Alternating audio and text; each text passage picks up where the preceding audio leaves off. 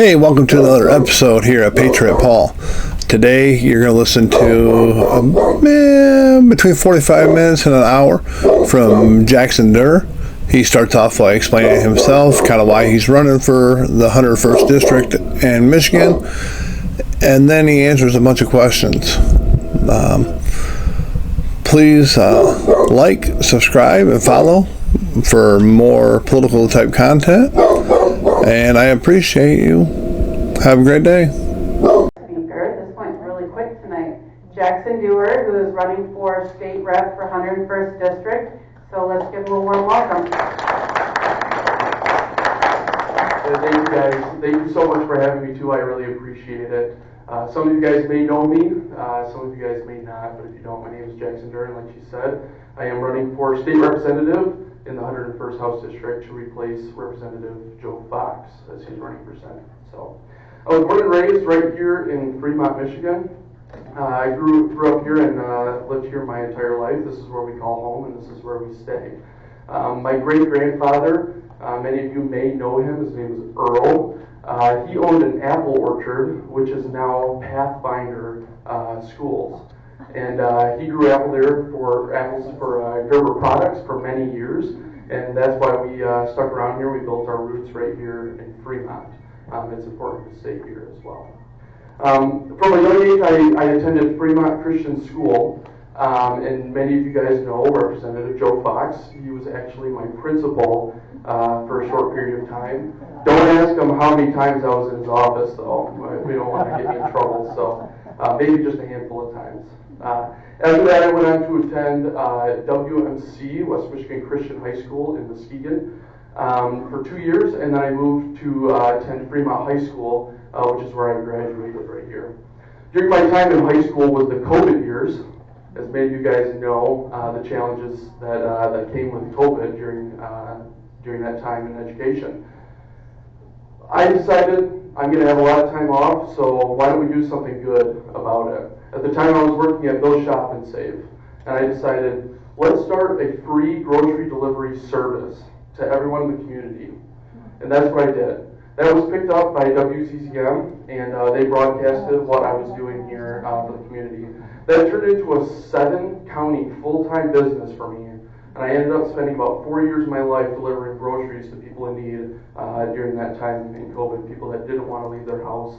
And I think that actually ended up turning into just a free grocery delivery service. So, as what happened, right? So, I went on to graduate from Western Michigan University.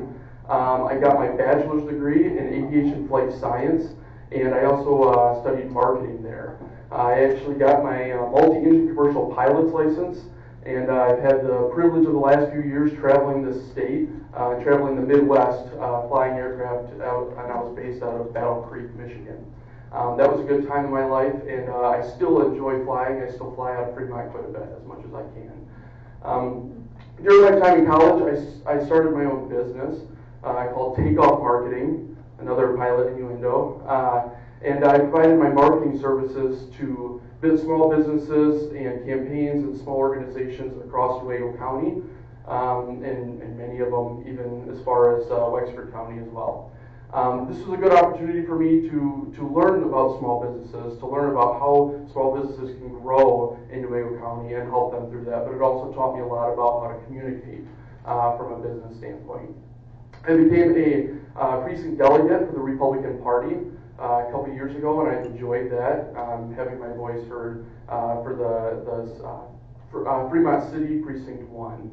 I was also appointed to the Newaygo County Tax Allocation Board just a short time ago by a Newaygo County judge. The last 5 years, my career has been in the agriculture industry. I've had the privilege of working as an after-sales manager and marketing manager for a company called Modern Produce Equipment, which is based out of Fremont. And I've had the privilege of traveling this country working with farmers and growers and processors on how to better manage their crops. Doing this has taught me the challenges that farmers really do face in Michigan, but it's also taught me what works in other states. And what I do know is Michigan farmers are not appreciated by our state government. We do not encourage farming in Michigan. We push it away. That is a problem. And I tell this story to a lot of people that I talk to about agriculture. I was in California about 3 weeks ago. I was working with a lettuce and onion grower in the Salinas Valley. And I was talking to them about some of the regulations that they face in California. And I mentioned some of the regulations here in Michigan, and they said, "What regulations? We don't have those regulations." And I thought to myself, out of all the states in our country, wouldn't you think that California was pretty strict? And don't you think that Michigan would be more lenient on regulation in agriculture than California? It is not, unfortunately.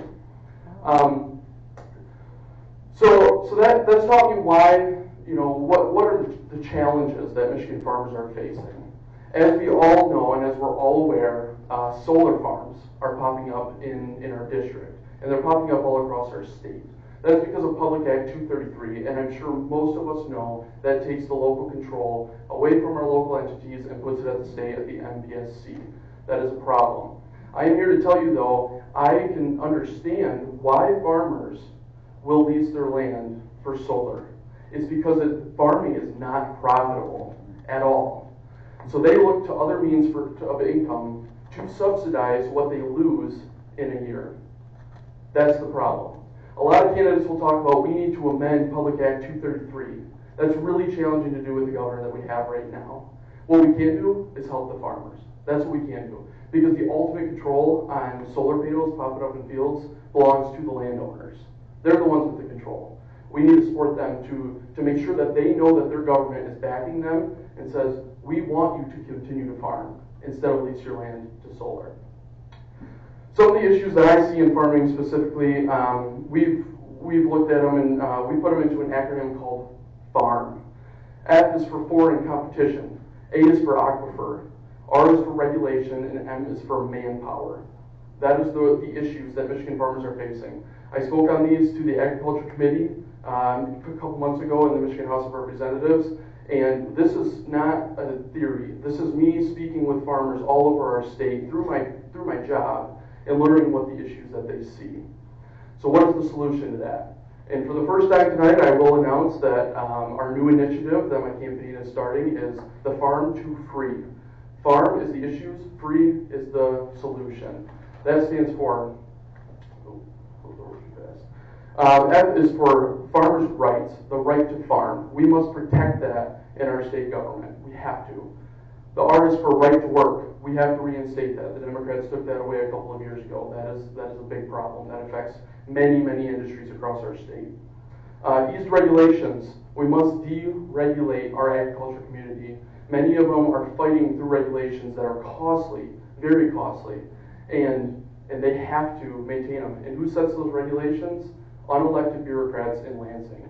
Eagle. I hear it from Michigan farmers all the time. Our biggest problem is Eagle. From a regulatory standpoint, it is Eagle. Those laws should be processed and should be implemented through your proper representation through the House of Representatives, not from unappointed bureaucrats in Lansing who are appointed by a governor such as Whitmer. Sorry.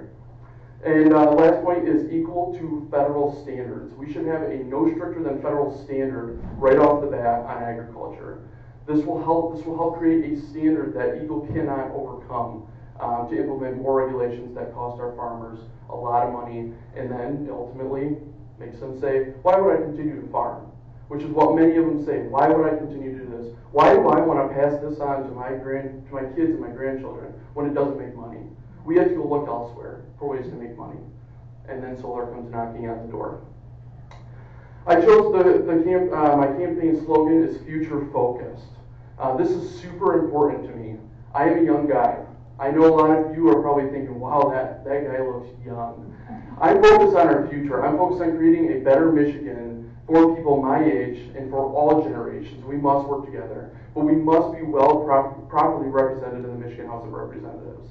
And that starts by appointing someone who knows what our future is going to look like and the challenges of obtaining the American dream here in Michigan. I've lived those same challenges. I hear many people. And another story I want to tell real quick is my sister. About 2 years ago, she got married. She grew up in Fremont, lived in Fremont her whole life. The day after she got married, she moved to Indiana.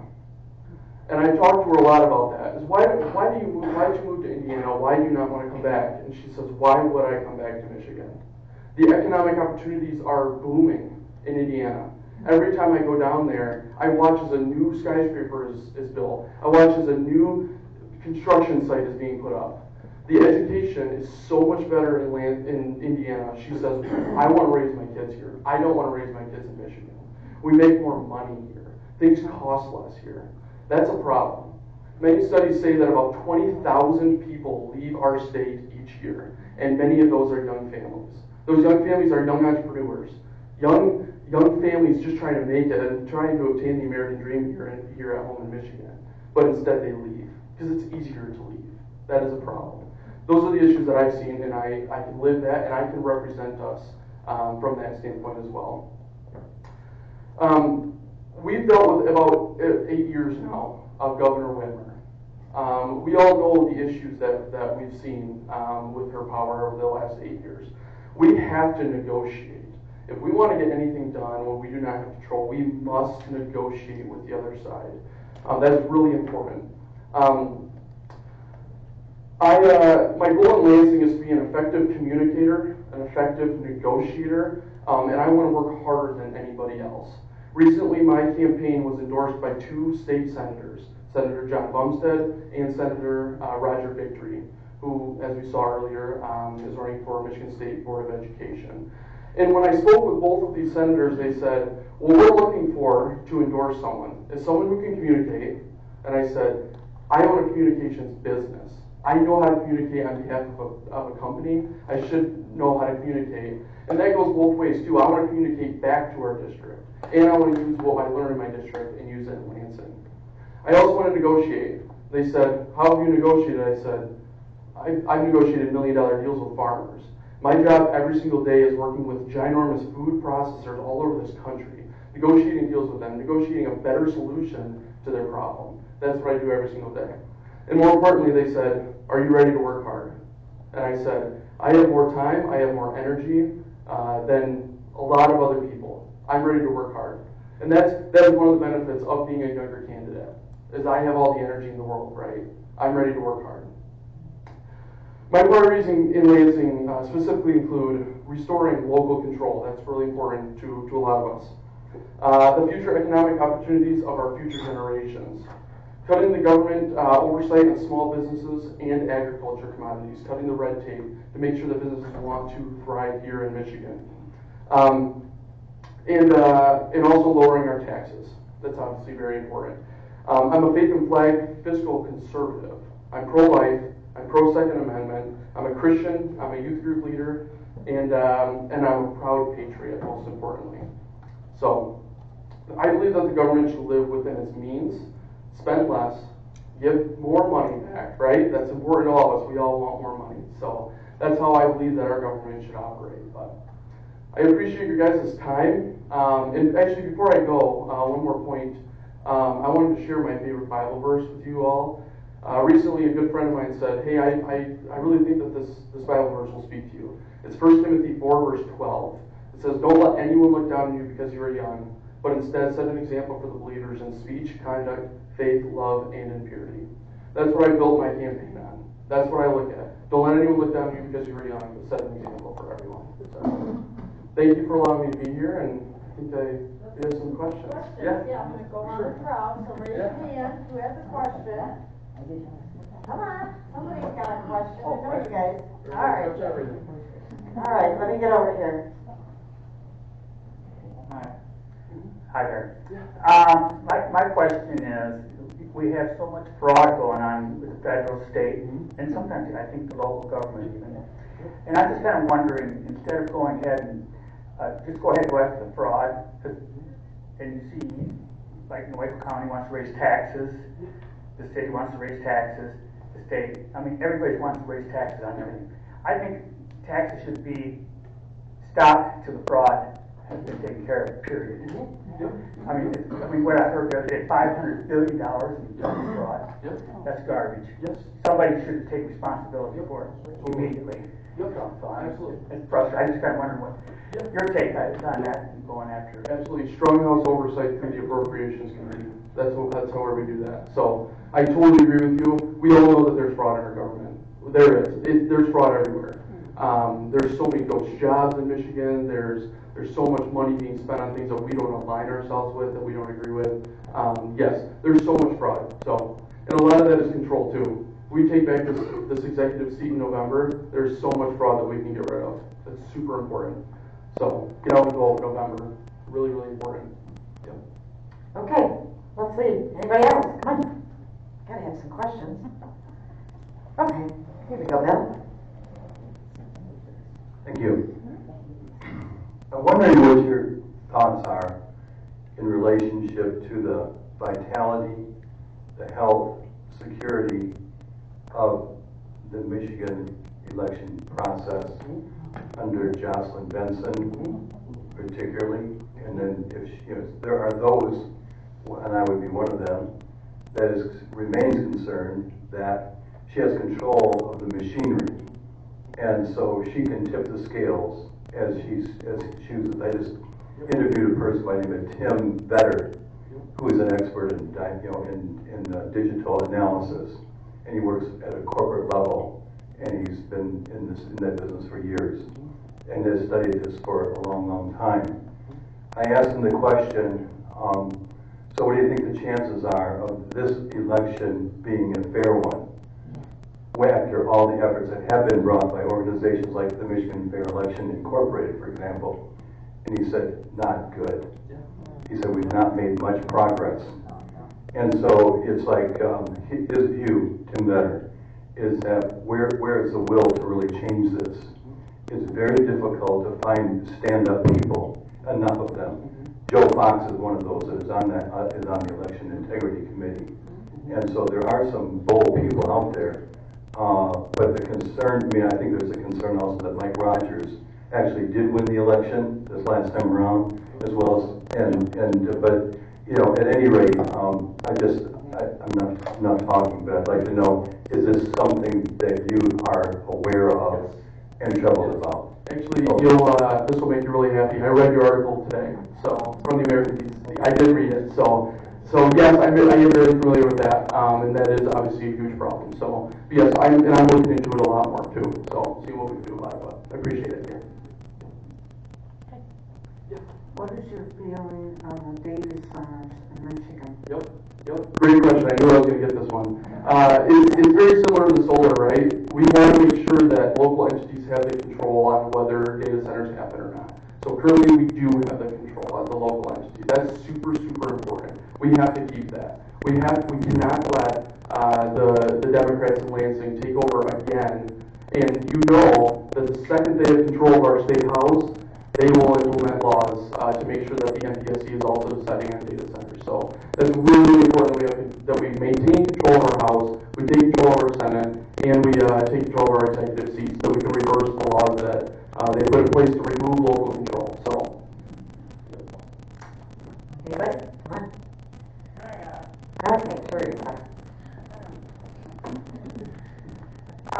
Okay, you just heard me in my spiel with Monsanto and Bayer and all these companies.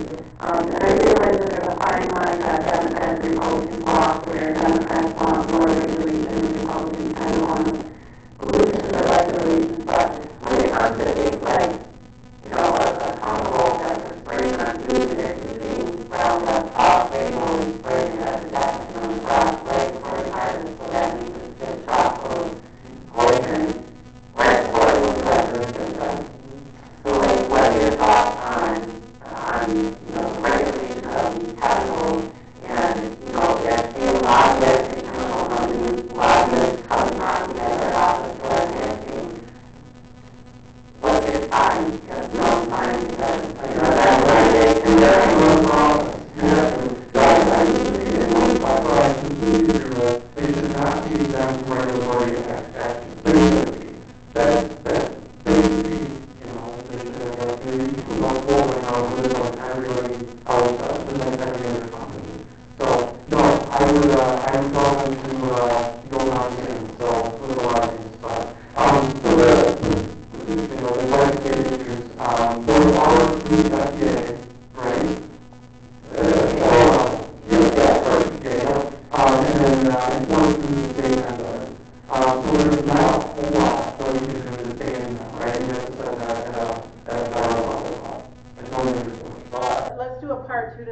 question.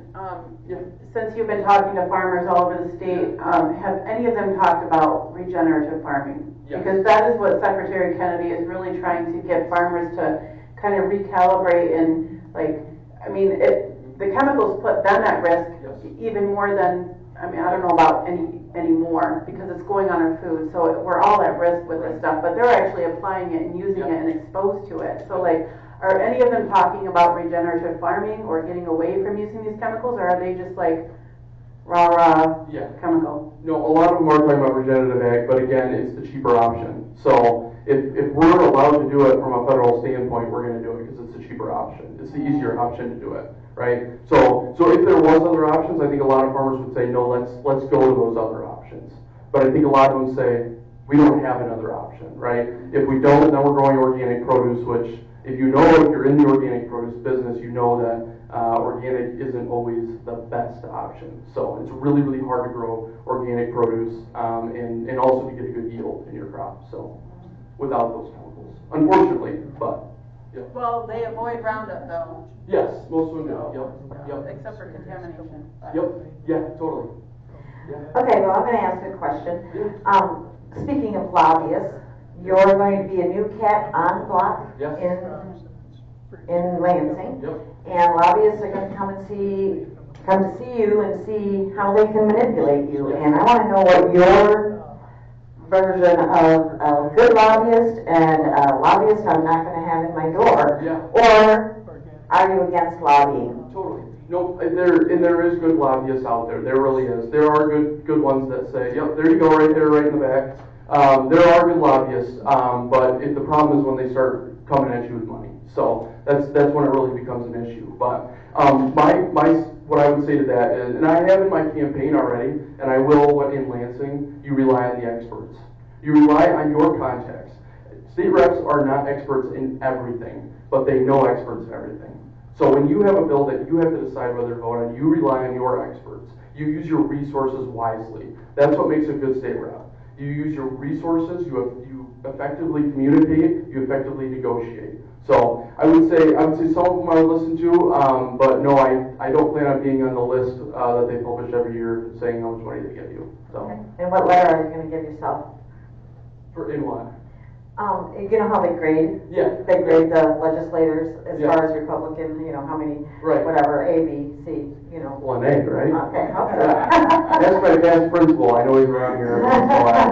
So he'll tell you I only got A's. Yeah. And then another question on school choice. Yep. What is your thought on school choice? Yes, absolutely. School choice is really important, and I do support the freedom tax credits.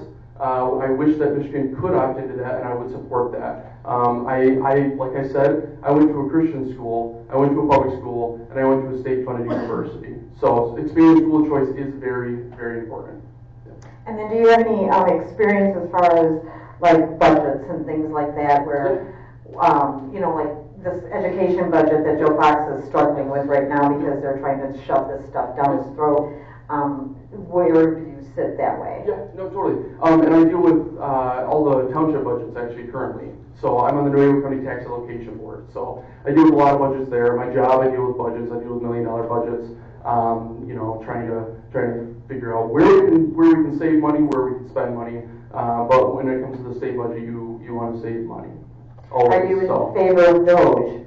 Yes, absolutely. Yes. And will you push for it? Yes. Because the taxpayers my parents are actually here. They'll tell you that I'm one of the cheapest people you will ever meet in your life. So I am as Dutch as it comes. I use change to buy everything. I am cheap. And everyone tells me that's what we need in our state government. So we need somebody who is cheap, somebody who can save money, and someone who knows money. So, and I should also mention too, my dad is here tonight. My dad is actually the vice president of Gerber Credit Union. So I was raised in a financial household. I was raised to know finances, to spend finances wisely, to invest wisely. So, and as you just said, I'm cheap. Yeah. Okay, Jim, a second.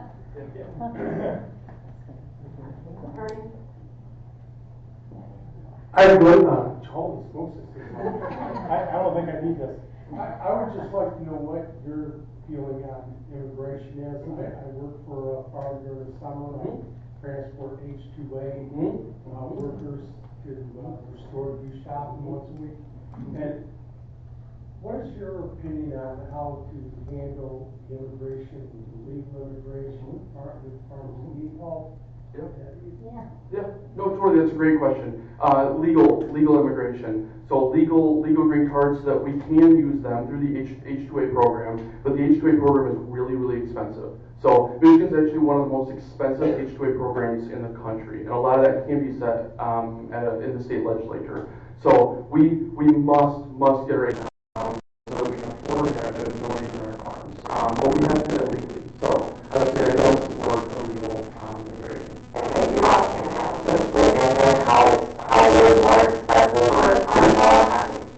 So the H2A program, they set a minimum wage, right? The state says, this is through a survey and through the average minimum wage is they set that for H2A labor. But H2A labor is expensive because you also have to provide the housing, the regulations that you have to go through to get them here, right? It's a very, very expensive program, and many other states have found out how to make it cheaper. So, and having a cheaper minimum wage, like the right to work, and repealing the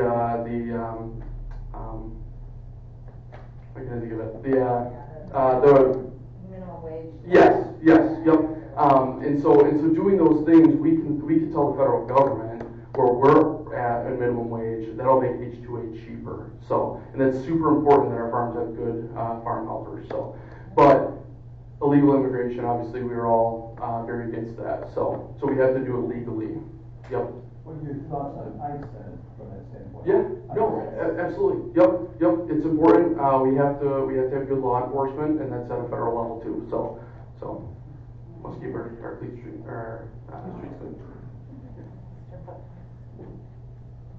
just have a quick question. Here a few months ago, there was a bill that was going through the House about farmers being able to sell raw milk, and I think President Trump was in favor of it, and I haven't heard anything about it.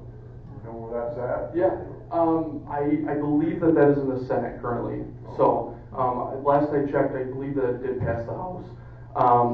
Yeah, and I do talk to a lot of dairy farmers about that, and some are very for it, some are very against it, some are. So.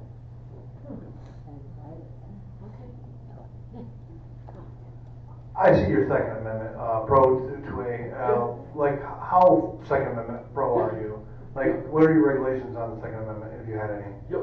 So I'm a proud CPL holder. Number one, it must be cheaper in our state to obtain CPL.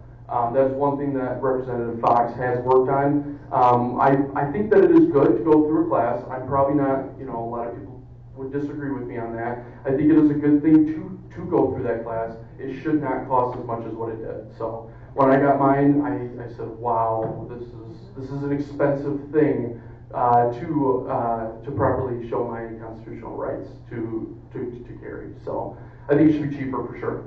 Yep. Yeah, I got to follow up on that. I don't think it should have to be renewed another 5 years. Absolutely. Yep. I totally agree. Yep. And that's just more money for the Michigan State Police. Yep.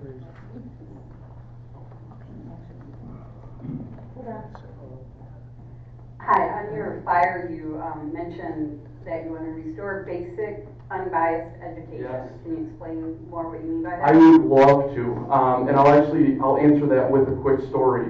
So like I said, when I was in college, I was in a particularly politically heavy time, right? One of the stories I'll tell quickly is when I was in college, I took a education class. And like I said, I went to school to become a pilot, and I had to take an education class. I walked into this class, and the teacher sat down, one of her friends, and she said, "We're not learning anything in this class. We are only going to talk about how bad ICE is, and how horrible ICE is. And if you support ICE, we're going to have issues." I said, that is what we are learning in school. That's not just college. That happens in our own high schools right here in Fremont. I've experienced it. I have. I've written papers, and they ask to be opinionated papers, and it comes back, I get a bad grade. On an opinionated paper, I got a bad grade because I expressed my views. If you ask most people that are in college currently, they will say, I suppress my views in order to get a good grade, because you have to. That's sad. And if you go to the school and you complain about it, you're the bad guy. And I saw that firsthand. So that's what I mean by that. It should not be a politically indoctrinated place to go. And I'll talk about, I am a young conservative, and they're getting harder and harder to find. Why? Because our schools are indoctrinating all the kids that go through it. And so many of them are going left. So. Yes, I wanted to, considering as you're running for state rep, you're going to cover a whole lot of territory. Yes. That's going to be a lot of people, Yes. a lot of challenges. Yep. I'm assuming that somewhere along the way you know a little bit about spiritual warfare. Yeah. Okay. Yeah. I mean, in other words, you're going to experience loads of Yep. that as a very, very young person. Yep. Where is your strength found from? You know, Mm-hmm. and I'm not talking about textbook. Yeah. I'm talking about reality Yep. in these, because it's coming, and you're Yeah. probably already. Totally. Yeah. Yep. Yep.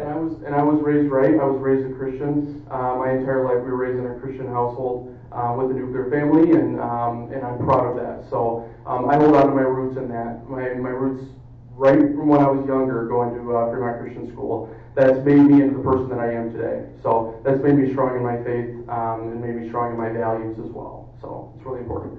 But as a textbook, 1 Timothy 4 verse 12, that's where I find my faith. Yep. How familiar are you with Hillsdale College? Very familiar. Fairly familiar. Yeah. Have you taken any of their online courses? I have not. No. Nope. After I graduated from college, I walked away and said, I don't know if I'll ever go back to that again. So, but I am familiar with what they're doing there.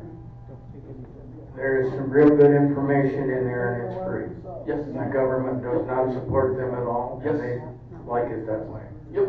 Absolutely. Yep. And then they get a lot of good speakers like Eric and Kirk there. So. Okay, what do we got here? I have another question here.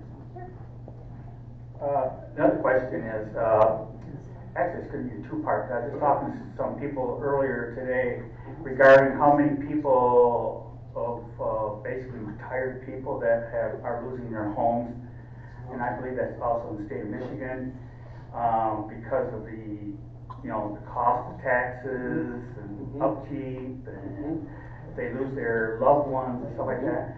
A friend of mine here, Linda, and I talked about it before. Why couldn't it be something if you lost your husband or wife or something like that? Taxes, property taxes would be eliminated, period. Yeah. And also for veterans and stuff like that, because it just seems like I said, I'm just on the tax thing. It just seems like, and some of the guys I'm talking to, they're young just like you are, and they're talking about revolution. And I mean, real. I mean, because they've had it up to here too, And they're not buying real estate either. No, they're not. Yeah. And they're getting ticked off. They're working hard, and they can't afford damage. You can go to the prison up in Baldwin, Yep. and you get better service for being in prison as an illegal as you do as a citizen of the state of Michigan or the United States now. Yeah. And it's just frustrating for the average person out here. And another thing that Linda and I talked about for voting.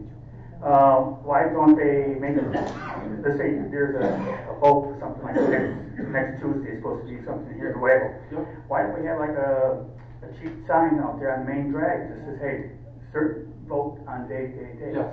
It wouldn't cost $100. Right. It would be Democrat or Republican side. Yeah. It just makes it easy because people just want to vote, Yeah. and because we don't know. Yep. We're just so not ignorant. And some estimates show that about 2% of people vote in those special elections. And so recently legislation was introduced by Representative Matt Maddock to require that millages are placed on a November ballot, which is when the majority of the people show up to vote. So I would absolutely get behind that legislation. That is a great way that we can start reforming property taxes right away. Yeah. Because no, you're right, because a lot of people don't know about it. That's right. Yeah. Right, and then it gets passed because the only people that vote on it are the ones that really want it. Totally. Yep. Yeah. Yep. Absolutely. I have another question. This microphone does sound kind of loud. I asked Rich Vance the last time he was here, and I understand that this is a problem for our government, but I get very angry angry when they segment people out for tax increases on a specific segment of groups of people. So, for instance, cigarette tax. Who pays that tax? Smokers. Marijuana tax. Who pays that tax? Marijuana users. Gasoline tax. Who pays that tax? People that drive cars. Not the subway people, not the bus people, the car people. When they want to propose a new tax on a segmented group of people, alcohol tax, people that drink alcohol. I mean, it's almost like all the dirty deeds that people do, they kind of have their grubby little hands into those little dirty deeds. I would much rather see a 6%, instead of a 6% sales tax, I would rather see you raise the sales tax rate to 8%. But the problem is they won't do that because that affects the majority. That affects everybody. And then everybody complains. So the segment of people that are being taxed, cigarette smokers, alcohol users, marijuana smokers, they're a small segment of the population. So they don't have a loud enough voice to complain. So instead of taxing the majority, everybody, they pick on the small segmented group. Would you support a tax on a small segmented group versus the populace? That's a very tricky question because it depends more what it is, if that makes sense. But I know what you're talking about. Texas recently did it too. So they have a higher sales tax and then they cut a lot of the segmented tax out. So I would have to think about that one. I guess that would be my answer. I can't really say for sure what I would vote on for a segmented tax without knowing what it is, if that makes sense. So, but I totally understand what you're saying. Yeah. It just annoys me that everybody. Yeah, I get it. I mean, why is segmented? It's because the smaller you are, the less voice you have. Totally. And they're going to continue to do that on every single little thing. I mean, next it's going to be people that, have to have a medical device. Right. Well, they do You know. luxury tax, like hotel tax, and Well, I can see those because that's kind of hitting it's the the same thing. tourism. Yeah. It's not just Michiganders that are being taxed And that way. that's the opposition to it is that if we increase our sales tax, the tourists are paying it. So. Yeah. But, And I was just watching a thing on something, I don't remember what it was, but they were trying to eliminate property tax, I believe in Ohio. And the state said that they would have to increase their sales tax to 16% to cover their lack in property taxes. Well, that's an example of how they segment people for taxes, okay? Only people that own real estate are taxed on their property. The rest of the people in Michigan that don't own real estate are not taxed. So I'm all for a higher sales tax. Don't tax my house, don't tax my cigarettes, don't tax my alcohol, tax the sales tax. Right. So all of the people can say, that's too much money, Mr. Congressman. I'm not going to let you vote for that. Right. Instead, they want us to shut up and sit down. Yeah. Right. And like I said, spend less. Spend less. Many experts say that you could cut a lot of those taxes out if the government was just efficient. So Yeah, spend exactly. less. Yeah. Spend less money. Yeah. Yep. Yeah, Cut and they taxes. would have to because the people would complain. They wouldn't have a choice. They would have to do it. Yep. Totally. Yep. We all know what side does what. So spend less money, cut taxes for sure. Yeah. House oversight.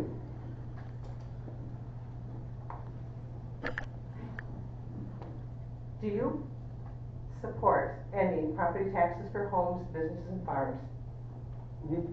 Yes, I support doing that, but it's more complicated than just doing it, if that makes sense.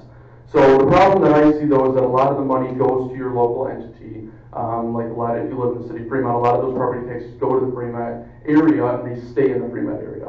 The problem that I see is when you cut those, who's going to fund those? And a lot of people say, well, higher sales tax, and then the state will pay for them. Well, a lot of times we want the state out of a lot of where our money goes, because the second it goes to the state, it's spent unwisely. So.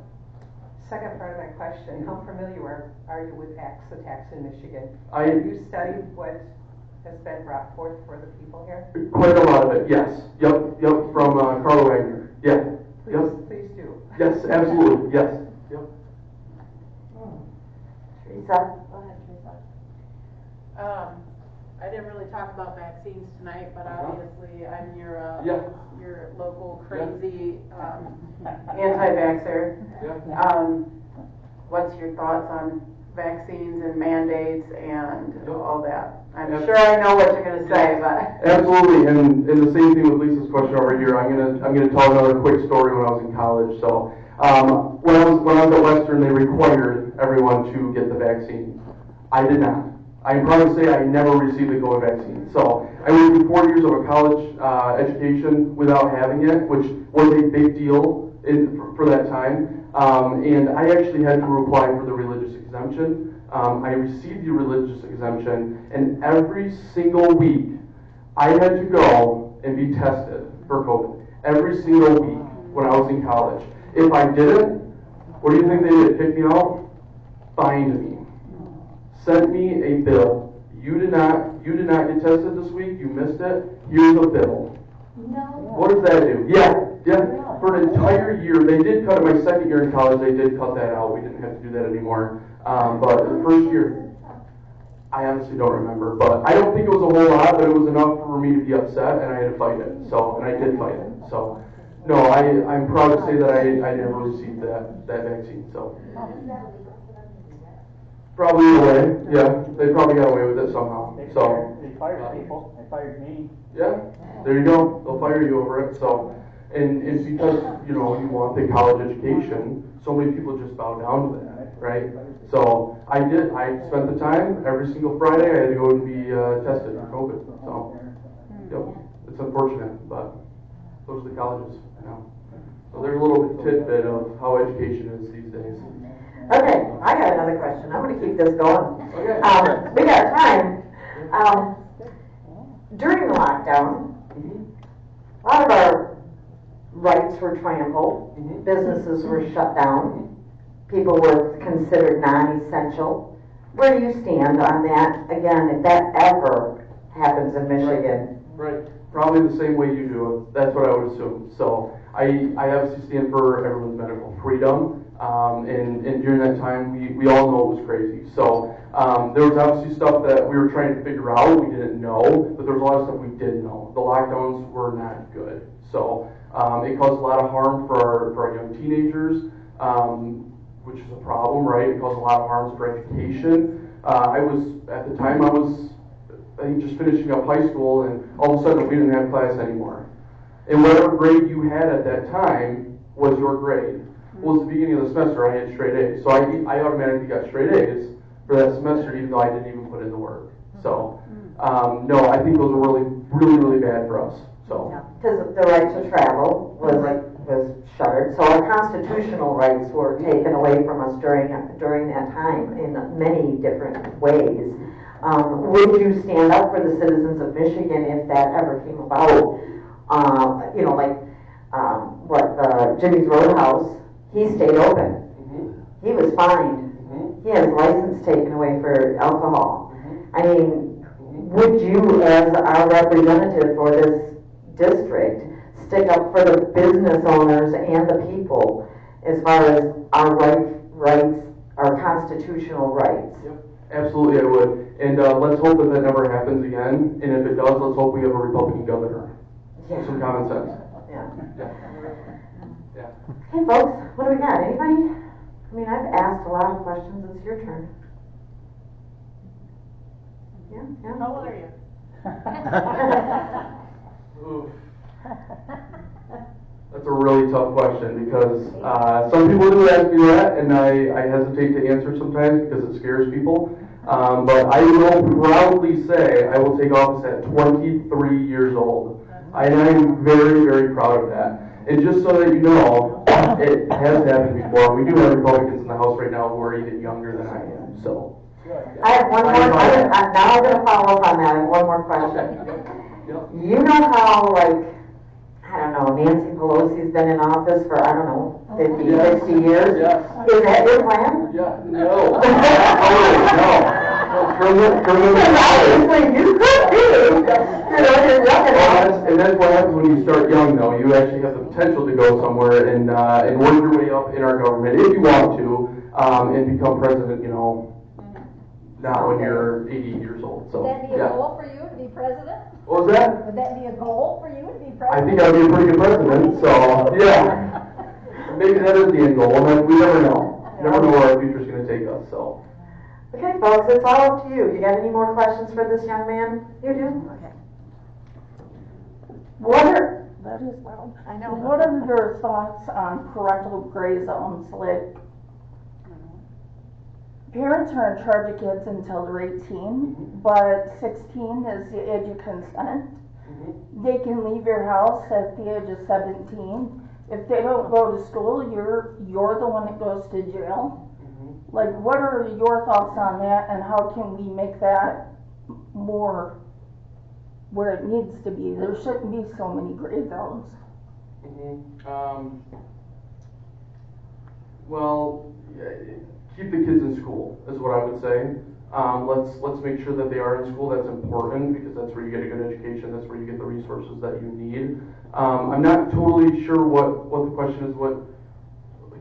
Can you rephrase part of that again? It conflicts. Yeah. There's a gray area. Like, the kids can leave at 17, but the parent is responsible for them till they're 18. Right. But they can leave the house, but you're still responsible. Right. So it's a gray zone. It's a gray area. Okay. I would right? say. Is that what you mean? Yeah.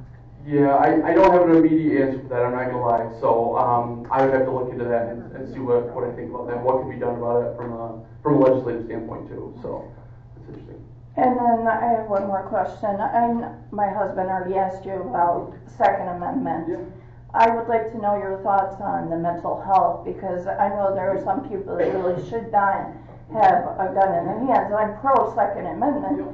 However, we've had several school shootings. We had people shooting up neighborhoods that could have been prevented had the mental health care been part of the process. Totally. Michigan telehealth and mental health that was proposed a couple of years ago. A couple of different governor candidates are picking it up, and I think it's something that we can absolutely implement through our school system. So to provide kids with the proper telemental health. That's really, really important. But you're totally right, because that does happen, and we have to understand that it does happen. So much of it is a mental health problem, as we would all agree with. So, and a lot of that comes from parenting as well. So. Another question for me. Democrats just came out a day or so ago with basically the ACA for Michigan. Okay. Medical, where it's the same thing as Obamacare, but only Michigan would do it, and it wouldn't be reliant on the federal government in any way. Where do you stand on that proposal that they're introducing, which sounds like their plan for the new Democrat Party of Michigan? Yeah, if it's anything like Obamacare, it's not going to be good. So, not at all. I do not support that. If it's anything like that, but it's exactly. Yeah, from what I understand, it's exactly like that 2.0 only right. Michigan level. Right. No, we don't want Obamacare here in Michigan. Well, who pays for it? Do you? I mean. Through which one? Through what their plan, the Michigan Obamacare. I would assume taxpayer dollars are. Yeah, same as the right. other one, right? Yeah. I mean, yep. So we're on the hook for that as well. We're all paying. Probably. Yeah, we're paying for everyone in healthcare. Yeah. I just had a quick question. If I had to guess, I have two committees in mind that I think you would probably say you are interested in, but I'd like to hear what committees you are interested in if you were to get elected to go to Lansing. Totally. That's a great question, and yes, I have thought about that a lot. The two committees I would love to be on is agriculture, number one, and I'm sure you expected that. Another one that you might not expect, maybe, is the DOT, the Transportation Committee. The reason I want to be on that is because we don't have any pilots on that, and we do send a lot of state funds to our airports. That's super important to me. I have my degree in aviation. I am a pilot, and I think that would be a good standpoint to have on that committee as well. So, yeah, I didn't have that one on my radar. No, yep, those were the two. What's your thoughts on the Sharia law business? Good question. Wow. That's a tricky one. I would say I would have to think about that one. I'm not gonna lie. So I don't know enough about it to actually totally speak on it. So. What's to think about, my God? We got our own laws. How do you feel about the prices we in Michigan pay for our auto insurance? Yes. And is there a good way Yes. to make that come down? Yes. By regulating how much litigation can have through our PIP insurance.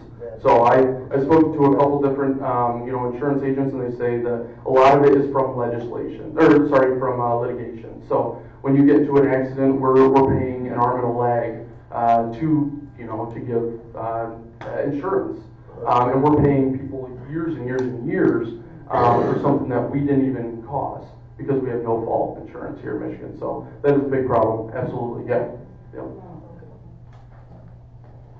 Jackson, you're not gonna like this, but I want you to follow up on that Sharia law question. No, absolutely, yes. Because I think everybody here feels like there shouldn't be any law in the United States except for the United States law. Yes, absolutely. Yep, and Michigan law, yep. And I mean, I'm gonna tell you straight up, if you can't say that that's the way you feel, then you don't have a vote for me. Fair enough, yeah, fair enough, I understand, yeah. Nope. So. I'll get back to it, yeah. No, I completely understand with what you're saying. There's obviously a lot to it, so. But no, with Michigan and the laws here in the United States have to be followed first and foremost. Absolutely, yep. What is that? Oh, that's you, must be. The minute you moved it stopped. Yeah. Always do, yeah, that's good. Always have to learn. Any other questions? You guys have grilled them tonight. That's good. A lot worse. Yeah. Because we don't know you. Yeah, absolutely. No, I appreciate it. No, thank you guys for being here. I really appreciate it. I see one more hand over there. Nancy, you got the final question. Are you a property owner? Do you pay taxes on your property? So I was a property renter.